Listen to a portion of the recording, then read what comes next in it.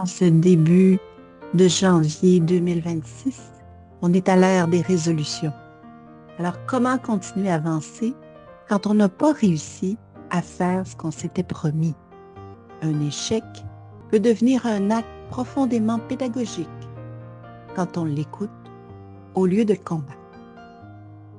Alors, bienvenue dans ce deuxième épisode de Phare pédagogique et je vais te raconter comment c'est exactement ce que j'ai vécu avec le concours J'envoie. Comme je l'ai dit dans le dernier épisode, j'avais prévu commencer J'envoie le 1er janvier, comme c'était proposé. C'était clair dans ma tête. J'avais tout de même plusieurs petits détails à régler pour débuter, mais j'avais le temps, 10 jours devant moi pour débuter. Sauf que la réalité m'a rattrapée. Dans ce 10 jours, j'ai commencé à être malade, alitée, sans énergie. Et finalement, je n'étais pas prête du tout. Le 1er janvier, j'aurais pu forcer. J'aurais pu livrer quand même en me disant, ben, c'est pas nécessaire que ce soit parfait, Suzanne. Allez, vas-y, lance-toi. Mais mon corps n'était pas là et mon cœur disait non. Et pour quelqu'un qui accompagne les autres à respecter leurs limites, ne pas m'écouter aurait été une incohérence pédagogique. Le défi à ce moment-là a été d'accepter de lâcher prise.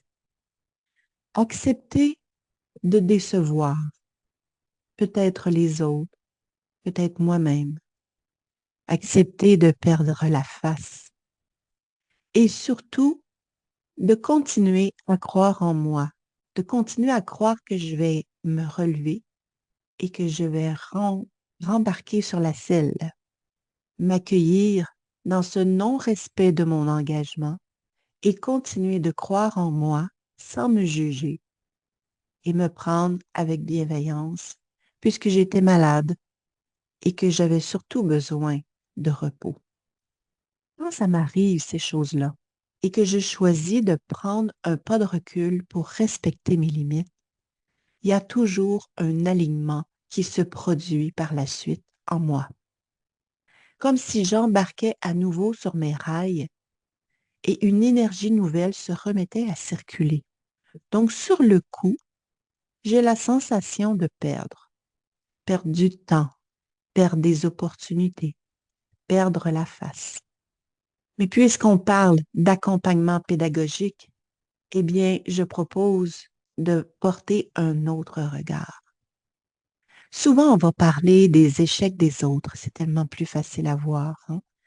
Les échecs chez notre personnel éducateur, chez les parents. Ça peut être les échecs des collègues, des autres CPE. C'est plus challengeant de parler de nos propres ratés, ceux qui nous mettent en face de notre humanité. Alors, ne pas commencer J'envoie le 1er janvier, pour moi, c'était pas un manque de discipline.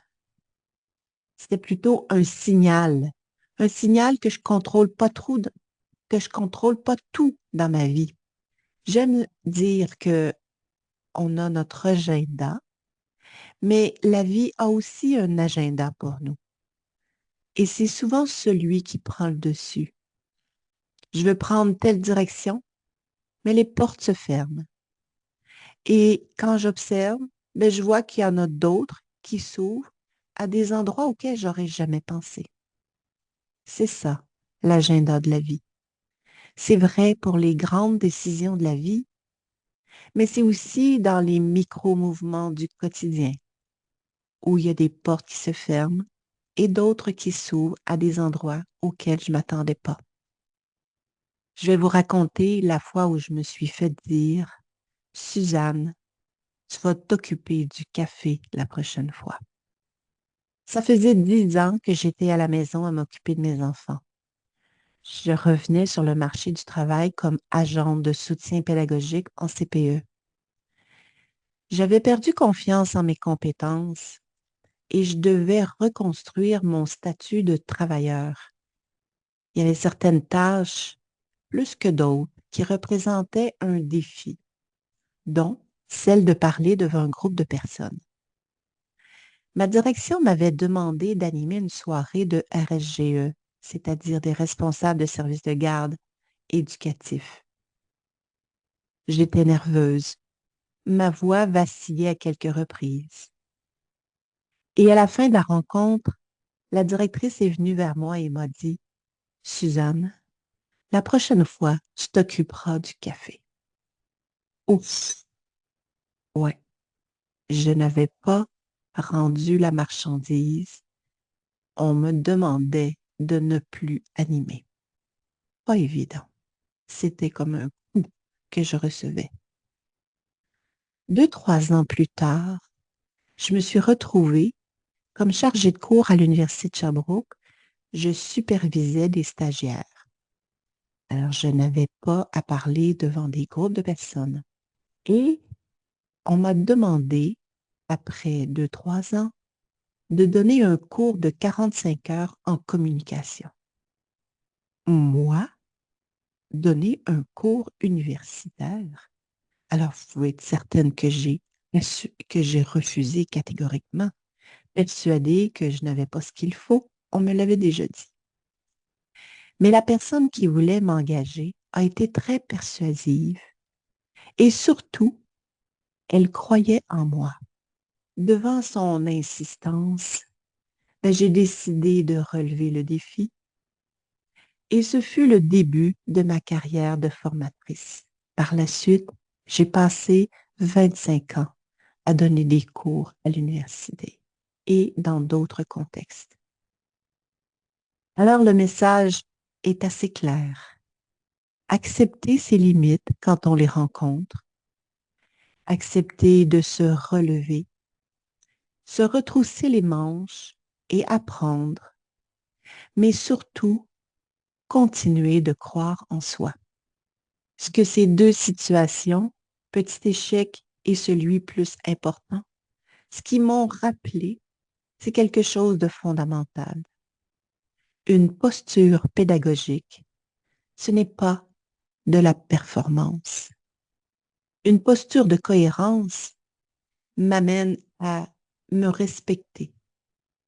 Et c'est déjà enseigner se respecter. M'a appris à nommer mes limites. Et c'est une façon de modéliser pour les autres à nommer leurs limites. Ajuster mon cadre, me donner du temps. Que tout ça, ça ne veut pas dire que j'abandonne. Ça veut peut-être dire que j'ai une maturité émotionnelle qui est en train de s'installer. Phare pédagogique existe pour ça. Éclairer sans aveugler. Offrir des repères, pas des recettes. Et parfois, le phare ne s'allume pas à l'heure prévue dans mon agenda. Il s'allume quand les conditions sont justes. Peut-être que tu vis en ce moment un échec ou tout simplement une déception face à toi-même. Alors, je te pose cette question. Qu'est-ce que cet échec ou cette difficulté que tu rencontres essaie de t'enseigner sur ta posture, sur cette posture d'accompagnement? Parce que très souvent, ce qu'on appelle un échec est en réalité un réajustement pédagogique profond. Et sache que ce que tu fais pour toi-même, tu le permets pour les personnes que tu accompagnes par la suite. Parce que tu te le permets, tu leur donnes la permission de se réajuster. Alors, si ce podcast t'interpelle d'une façon ou d'une autre, je t'invite à t'abonner à Phare pédagogique pour ne rien manquer des prochains épisodes. Et n'hésite pas à partager ce podcast qui se veut un espace réflexif qui apporte un éclairage sur l'accompagnement pédagogique pour les professionnels qui t'entourent. L'entraide est précieuse dans notre univers de la petite enfance. Aussi, si tu le souhaites, je te propose un soutien pédagogique pour discuter des enjeux que tu rencontres, échanger sur tes questionnements et venir découvrir un soutien bienveillant et personnalisé. Tu peux réserver une place en me contactant via le lien dans la description de cet épisode. Sache que ton expérience, ton questionnement et tes préoccupations méritent d'être entendus. Merci pour ton dévouement envers la petite enfance. Nous avons besoin de toi. Alors ici Suzanne Dano et tu écoutes Phare pédagogique, un espace pour accompagner sans s'épuiser et transmettre sans se trahir. À très bientôt et merci d'être là.